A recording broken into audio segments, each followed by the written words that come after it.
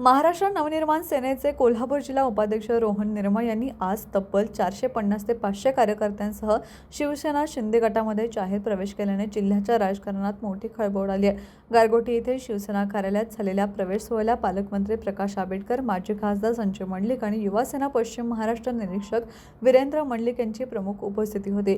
प्रवेशावेळी बोलताना रोहन निर्मळ म्हणाले, हिंदुत्व आणि मराठी अस्मिता यांच्याशी कोणतीही तडजोड न करता माझे सामाजिक व राजकीय काम सुरू राहील। सामान्य माणसांच्या प्रश्नासाठी रस्त्यावर उतरून लढण्याची भूमिका मी कायम ठेवणार आहे। पालकमंत्री प्रकाश आंबेडकर यांनी या प्रवेशाचे स्वागत करत रोहन निर्मळ यांचा संघटनात्मक अनुभव आणि ग्रामीण भागातील पकड शिवसेनेसाठी निश्चितच फायदेशीर ठरेल। या प्रवेशामुळे कोल्हापूर जिल्ह्यात पक्ष अधिक बळकट होईल असे सांगितले। माजी खासदार संजय मंडलिक यांनीही रोहन निर्मळ यांच्या कार्यशैलीचे कौतुक करत तरुण नेतृत्वामुळे पक्षात नवचैतन्य येते। रोहन यांचा सहभाग शिवसेनेच्या सर्वसामान्यांच्या लढ्याला नवी दिशा देईल असे मत व्यक्त केले।